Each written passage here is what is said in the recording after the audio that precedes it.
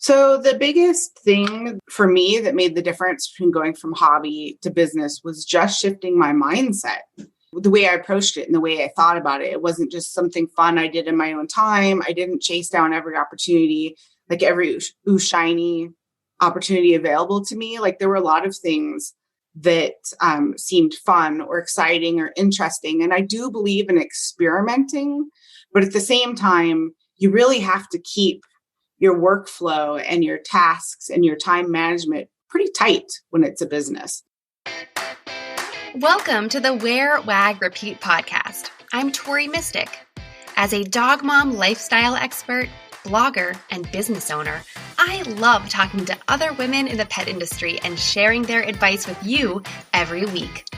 Sit, stay, and listen to the latest episode.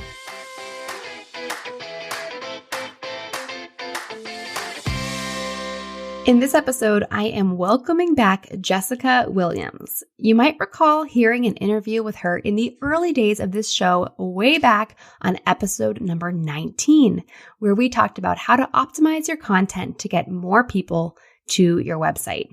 Well, Jessica certainly has figured out how to do that in the 3 years since that interview, because today, Jessica and I are discussing how to monetize your pet blog. She's been growing traffic to her main blog, You Did What With Your Wiener, for about 10 years, and recently added 2 new blogs to her portfolio. Together, these sites bring in over $5,000 in ad revenue each month. In addition to ads, Jessica points out that it's important to have different streams of revenue for your pet blogging business. Listen to this conversation to hear more about her strategies. I also would love to know where you are while you listen to the Wear, Wag, Repeat podcast. Are you driving or walking your dog or hanging out at home? Snap a selfie or take a screenshot and share it on Instagram, tagging me at Wear, Wag, Repeat. I would love to share that with my audience as well. Jessica has been blogging for over 10 years and has successfully grown her blog, You Did What With Your Wiener, into one of the top earning blogs in the pet niche. I also just love saying the name of her blog. Over the years, Jessica has tried different monetization strategies and expanded her little blogging empire. In 2021, she will surpass the coveted 6-figure income threshold. Besides her knowledge gained from research, self-teaching, and experimentation, she also holds a master's degree in digital communications and a university-accredited certificate in social media management. Through her blog consulting business, Niche Blog Biz, she helps other bloggers turn their blog into a business and grow their income. When she's not at her desk and working with other bloggers, you can find her hiking mountaintops with her husband and her 2 mini dachshunds in Washington State. Hey, Jessica. Hey, thanks for having me on again. Yeah, welcome back. You're one of my few repeat guests, and I'm so happy to have you here. So tell us a little bit about your blogging journey. You mentioned like your little blogging empire, and we all know and love your blog, You Did What With Your Wiener, which is the best blog name. But what was your first blog, or, how did you kind of get to where you are now? Yeah, so I have been doing this for 10 years and I needed to learn how to use WordPress. And so I decided to start a blog about hiking and camping with my dachshunds because people are always surprised. So it was just a hobby. It was kind of an creative outlet for my job that I was, I worked a scientific role, government job, and just needed something else. And so I did that for a few years, and I went to my first Blog Pause conference and learned that you can actually make money with a blog. And so I kind of had that in the back of my mind, and it wasn't necessarily happy. Well, it wasn't at all a happy situation. But life gifted me the opportunity to leave my job. So I did leave my job. I decided to jump into blogging full time. But in the beginning, I wasn't even paying my bills with my blog. I was a dog walker and a dog sitter and also making money from the blog. But we can talk about monetization a little bit later, but so I left the job. I jumped into full-time blogging. My blogging income started to increase. And as it did, I kind of decreased the other activities I was doing to make ends meet.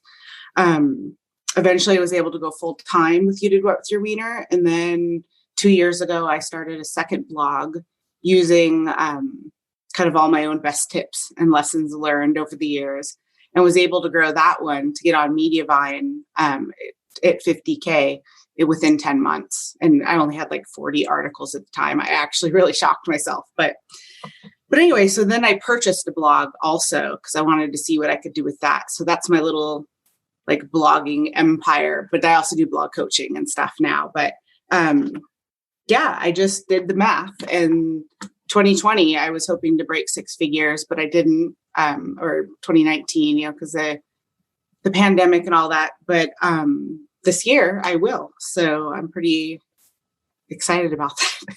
Yeah, I'm finally, excited because when I quit my job, my dad was like, "You're what? You're leaving your steady government job that pays you pretty good, but now I'm like, hey, Dad, guess what? I make more than I did at my government job. Well, and if your dad's anything like my dad does not understand what I do at all. And he always is like giving me $20 because he thinks I like need the money, which is really sweet and thoughtful. But I'm like, no, I have a real business. You're like, thanks. I'm not a starving college student anymore. So a couple of things, like I didn't realize that You Did What With Your Wiener was your very first blog. Mm-hmm. That's really cool. Cause I think a lot of people, like I started, I had like some kind of fashion blog or something. Oh, Eco Fashionistas. That was it was all about eco-friendly fashion. And like, it just, I'm glad that I put that one to rest because those early posts were like cringeworthy. So these other two blogs, okay, I've been following, we're friends obviously online, and I've seen in Facebook groups. I remember when you were like, I'm starting a new blog and I'm going to experiment with getting it on Mediavine in like a year, and you surpassed your goals and got it on there. What's the subject matter of that blog? So I kind of did backwards of what a lot of people are doing, because a lot of people nowadays are starting a second blog. I mean, it's more popular to start a second blog, and they're often niching down from where they started. But You Did What Your Wiener is primarily about hiking and camping with dachshunds. Over the years, I did kind of expand it to a little bit about the breed as it pertained to our life and what we were going through. But the second blog I started is just dachshunds. It's just about the dachshund breed, training, personality, all those kind of things. So I kind of went bigger with my second one, but it's still very niche. But it's still very niche, and it's also related. So does that give you a lot of opportunity to kind of like link within the two sites? Yeah, I try not to overdo it. I just do it where it makes sense. But the biggest opportunity for me, so the whole, like there was the on page, like site experiment, but the larger experiment was how much traffic can I get with the least amount of effort? So, it's great that it's in the same niche because the same audience is interested in the topic. So I have 0 separate social media for that blog. It's right. It's mostly so you're able to use your audience and your email list maybe to send traffic to that. I get mostly organic search traffic from there, but I do share it on the same, Facebook, Instagram, and newsletter as I do with You Did What With Your Wiener. So. Right. And then how about the third blog in your little empire? What is the subject matter of that? It's a neglected stepchild. It's about senior dogs. And, it was a very personal blog for the person I bought it from. She was actually a coaching client for several years, but in the end decided she was more passionate about the new blog she had started. So I bought it from her because I do really like her and the content and stuff. And so the idea for buying that was I had already done it with You Did What With Your Wiener, taken a hobby blog and turned it into a business. But that was over a period of, it was almost probably 10 years. 7 years in before I started making significant income. And with this one, I wanted to take a hobby blog that was, started as a hobby blog from someone else, and prove what I could do with it but that hasn't happened yet. I've actually not done hardly anything with it because I don't want it to be a slow change over time. I want to be able to say within X number of months from A to B, I increased whatever traffic. And so I haven't been able to start yet. Right. So if that makes sense, because I don't, Yeah. I don't want to be like, oh, it took wanna, me 6 years, Yeah. You want to like batch the content in advance and all that kind of stuff. Batch and be able to say, this is the day I started improving it. And this is when it reached certain traffic level. Yeah. It is already on Mediavine because you can add second sites at a lower threshold. And so it does make me some money already without doing anything. So like I've made my money back that I invested on it. Awesome. So you talk about Mediavine, which is an ad network that you make money based on how many, well, just to be very broad, how many impressions your ads get on your site as a really broad definition. What other kind of monetization strategies have you tried over the years? So over the years, I think a lot of bloggers start out with sponsored and affiliate stuff. And, you're excited when it's a hobby blog and all of a sudden a company wants to send you free treats for a blog post or something. And so I did some of that, so in the beginning, I made money with through product that I didn't have to spend money on and stuff. I really got away with that for a lot of years, but recently I've kind of swung back around to it. But I primarily, over the years, I've tried my own banner ads, like selling my own ads to companies to display on my site or as part of a sponsorship package. Like in the package, you also get this sidebar ad, which increases the value for them, doesn't really take any effort for me. So I would do that. I did just straight up sponsored content where they paid me to write a blog post about their product. I've done affiliate. I still do that. And I do ads. Ads is my biggest chunk of revenue right now, but I also do blog coaching and consulting. And so the mix has changed over the years. It's kind of the same things that I was doing at about year 4 or 5, but the mix has changed. I'm going to start doing, I've done coaching for 5 years now. But I do it just here and there when I have time and people show interest. So I'm going to be pushing that a little bit more next year. Like I said, sponsored content. I did some in the beginning, really just swore off it for a lot of years, but now I've been doing more. And the affiliate, I just belong to Amazon affiliate, and it's kind of I belong to one other affiliate program because they pay out really good and I like their product a lot. But I don't sign up for every affiliate program that I can. It's just not worth my time to manage. So yeah, it's too time consuming to like find all the links and figure it out and keep up with it. Yeah. Simple is better. I think that my business is very similar in that I've had the same revenue streams, but the kind of percentages and ratios waver a lot. Year to year, and the pandemic definitely impacted that. Changes that mix a little bit. Yeah. And in the beginning, I said I did stuff that wasn't directly blog related. Like I did dog sitting, dog walking, dachshunds specifically. So I was specialist, but and I eventually phased that out. But in the beginning, I did also consulting for brands. I did like work done for them, but also strategizing and things. And I eventually phased that out too, because it doesn't work for my current business model. Yeah. And quite frankly, I make more money writing my own content. So yeah. It's always better to grow your own business rather than somebody else's business. Right.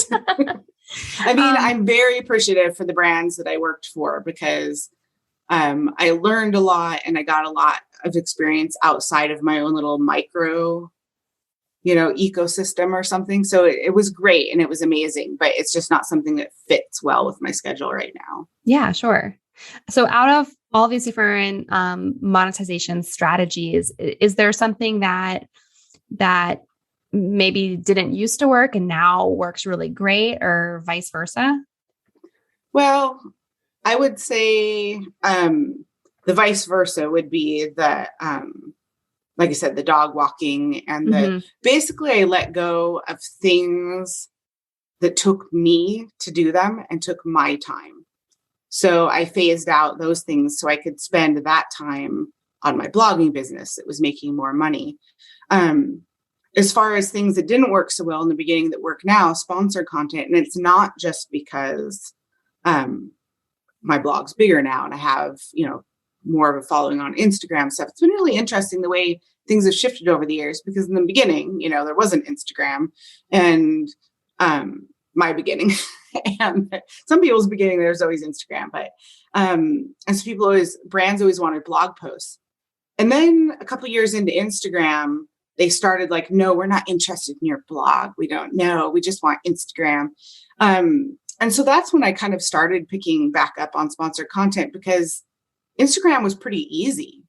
I mean, it still takes a lot of work, hours, 4 or 5 hours to do one sponsored Instagram post for a brand, to do it really well, to do the engagement and to do the reporting and to do everything.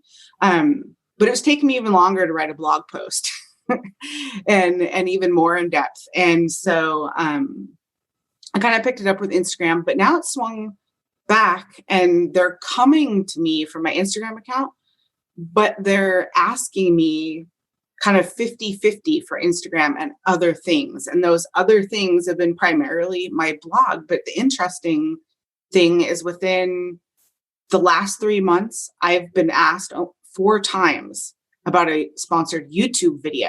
And I have like hardly any followers on YouTube. Right. And never in my 10 years have I been asked for a sponsored YouTube video. Like nothing has changed. My channel is not better, but it's interesting that brands have been asking for a YouTube video.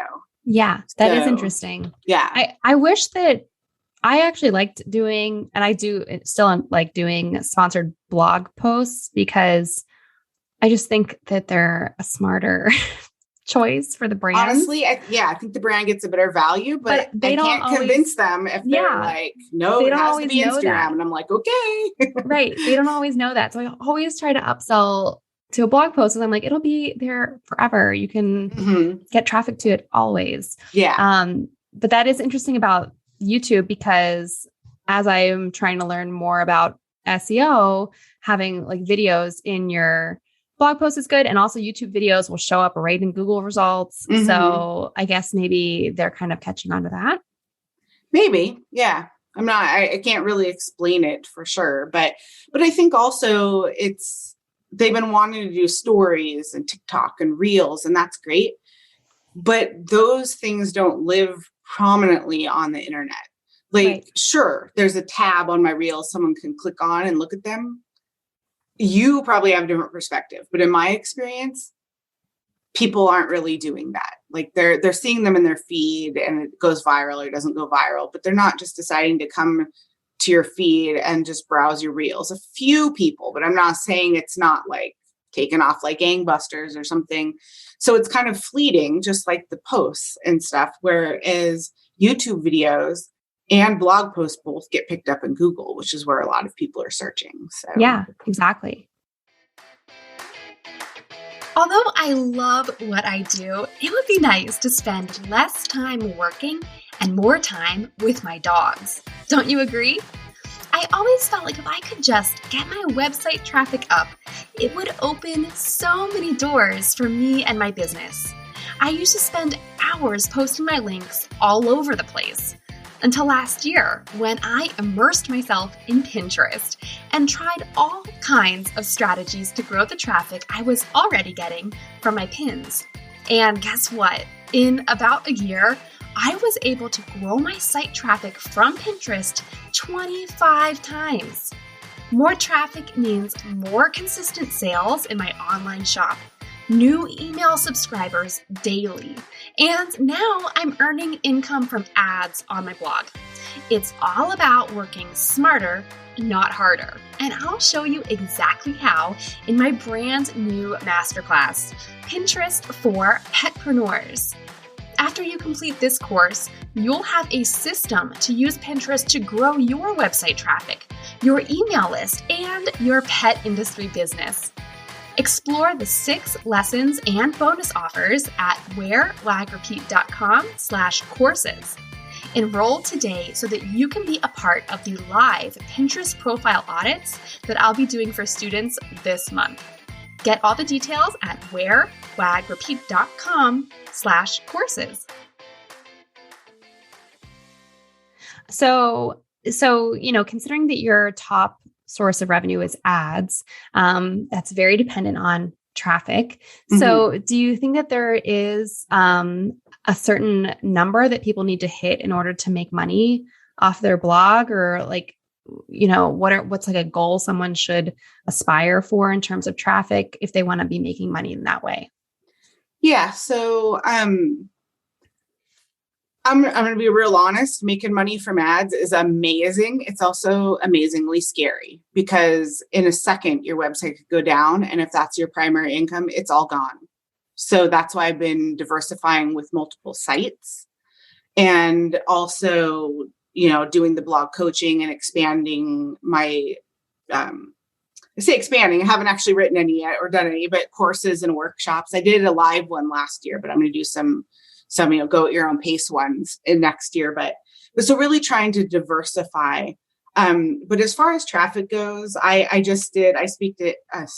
spoke at an outdoor media summit, and my topic was on how to make $70,000-$80,000 a year as a one-person blog, and I co-presented with somebody else.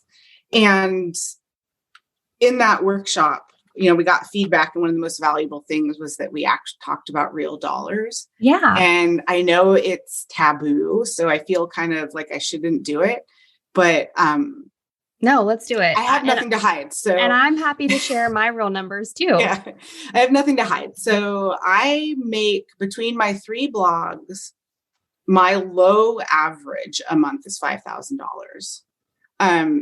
My high average is 10.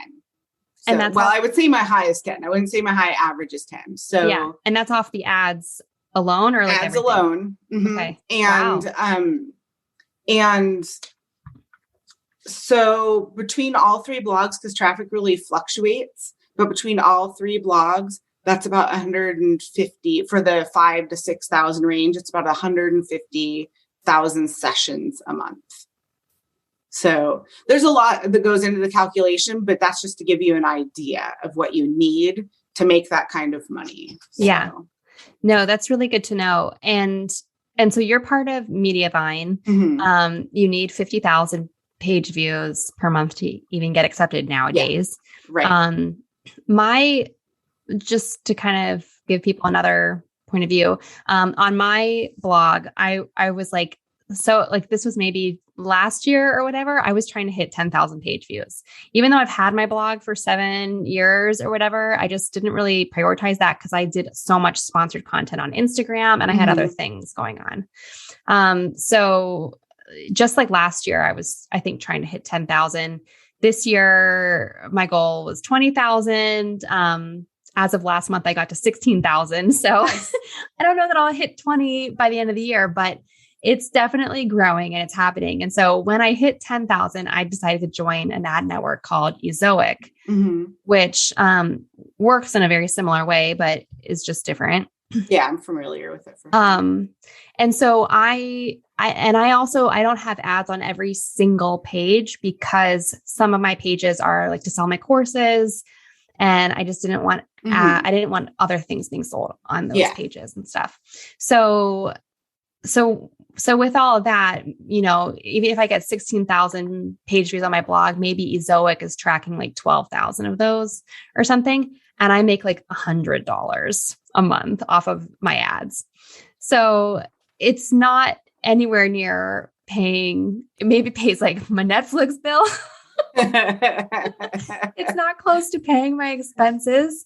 So, my goal is definitely to keep growing the traffic numbers, but, I think for people, I just want people to know, like you said, just be honest, like what the expectations are. Yeah. And there's, I'm very familiar with the Ezoic. I know people that have used it. try and keep up on what the ad options are for people that can't qualify for Mediavine or AdThrive. And my primary recommendation for people is don't bother with ads until you can reach the 50K sessions or 100,000 page views, depending on AdThrive or Mediavine. But just because there are a lot of problems with Ezoic slowing down your site. Yeah. And that can hinder your traffic growth. So it's like, you might as well, plus you're maybe different because you've been doing it for a long time. You have like a core, people that like love you and come back all the time and follow what you do and stuff. But for most people that, like, let's say just start a blog and they're 6-8 months in and they're at 10,000 page views, they don't have that trust. They don't have that affinity for them that is going to keep people coming back regardless of whether you have ads or not. So it's kind of jeopardizing your traffic growth, I think, to start ads early. With that being said, even when it's a hobby, the less money you have to pay to maintain that hobby, the better, right? Yeah. So if you need ads to help keep that afloat, then by all means, I say, Monumetric was one, but I haven't heard anything about them in a long time. Yeah, I haven't heard too many people talk about She Knows is another one that they've started taking pet blogs and at a lower threshold than Mediavine or AdThrive. They were courting me for one of my blogs, but I ended up hitting the threshold for Mediavine and just went with that. But so I don't have any direct experience with them, but I've heard good things.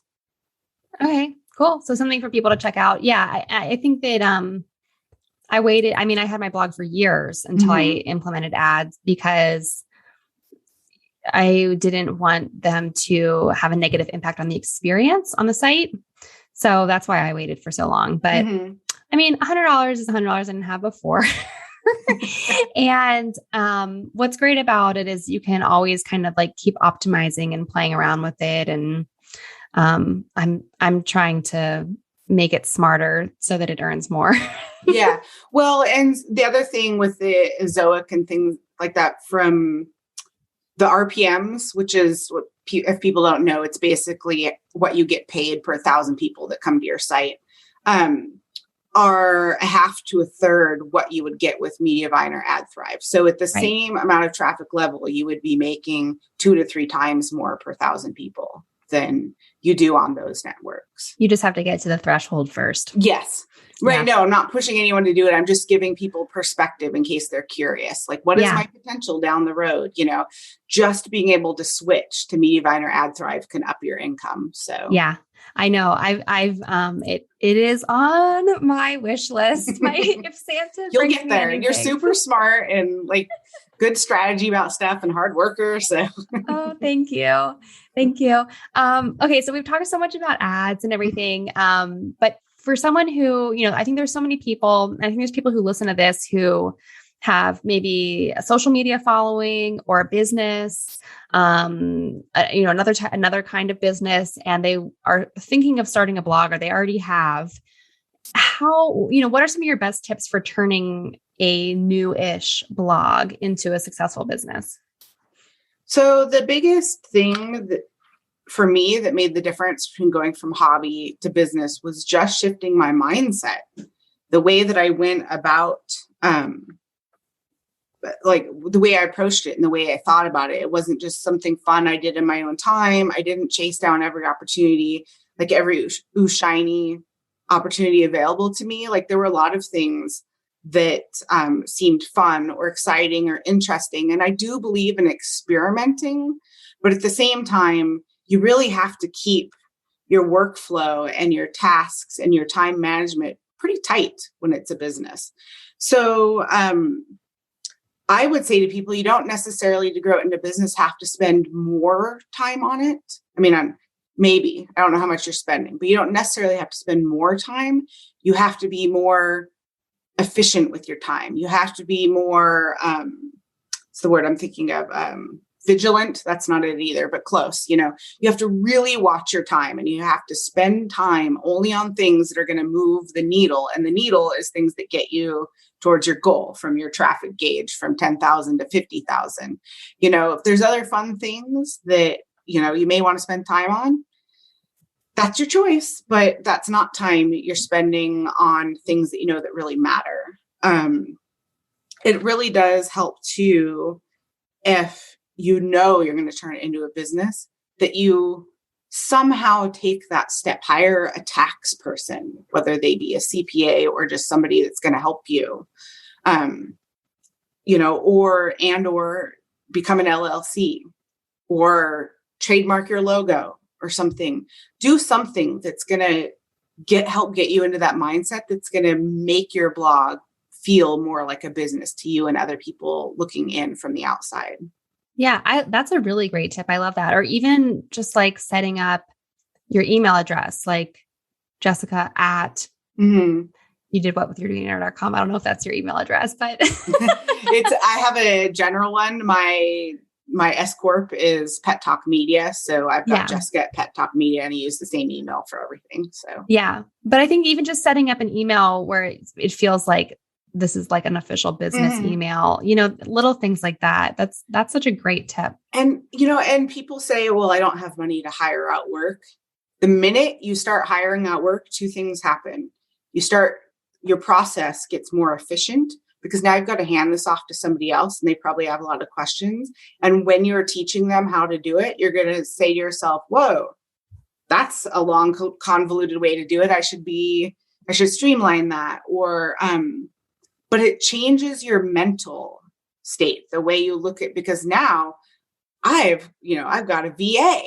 I've got, somebody that, so it really does. People say I can't afford it, but can you? Because it's an investment. I mean, like anything, like any business, it's an investment. But just doing that thing, hiring your first VA makes you feel like you have your big girl or boy pants on, and you start big dog, seriously. Big dog pants. Big dog pants. Yeah. Yeah. Right. Well, that's so true. So last year I thought I was going to be traveling for 2 months and not be able to really do anything. I wasn't going to have time to be on my computer hardly at all. And so that ended up not happening because the pandemic and other factors.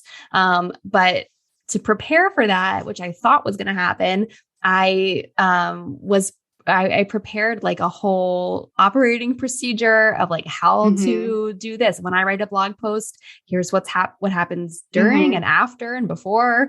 And I was going to send it all to a VA to execute everything for me.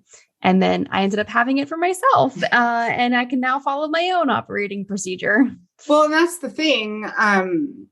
Because I'm so busy, like I don't put the effort into it that I wish that I could, but having those procedures documented just for yourself is going to help you. Like I said, it's like teaching someone. You're going to see the gaps. You're going to see the inefficiencies. You're going to get it all down. Then you're ready for when you want to hire someone to help you because you already have it documented and you already know how to do it. So you can teach somebody how to do that. So I think it's important, even if, you don't end up handing it off. So, yeah. We've just been talking and I'm just now looking at the clock and you can edit it down that we're at the end of our time. Okay.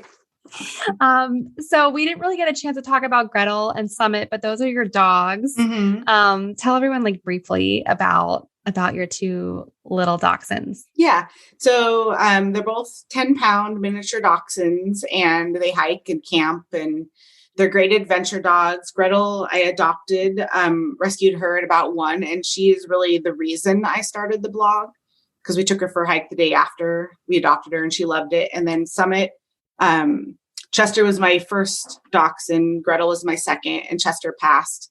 And then I got 3 years ago, I got another one, Summit. So, yay! And you guys, you do all kinds of things. Hence the name. You did what with your wiener, right? So, Jessica, tell everyone where can they find you, and then hopefully, maybe get on some kind of a list to do your courses and stuff in the future. Yeah. So, anyone can visit my blog, youdidwhatwithyourwiener.com, and my social icons are on there. If you want to check out, our Instagram is mostly us hiking in the mountain pictures and stuff. My blog coaching business is Niche Blog Biz. So it's just nicheblogbiz.com. And if you look under courses and workshops, I explain about what's coming. But if you just sign up for my email list, there's a link to do it at the banner at the top of the site. You'll get my free SEO checklist and get on the list to be notified. I'll have one coming out hopefully before the end of the year and one by spring. So you'll get notified of my offerings. Awesome. Cool. Well, I'm going to go sign up and I'm going to get your checklist. And thank you so much for being a guest on the show today. Yeah. Thank you, Dory. What did you like most about this episode? Find me on Instagram at TeamMystic and let me know what intrigued you or what questions you have about starting or growing your own dog-inspired business. You can also screenshot this episode and tag me in your stories. I love to see who is listening out there. Some of the best conversations happen after the episode, right? So track me down over on Instagram or join the Wear, Wag, Repeat Labs Facebook group to connect with other dog-obsessed entrepreneurs. And as always, you can find all the links and resources discussed in this episode at wearwagrepeat.com/podcast. See you back here next week.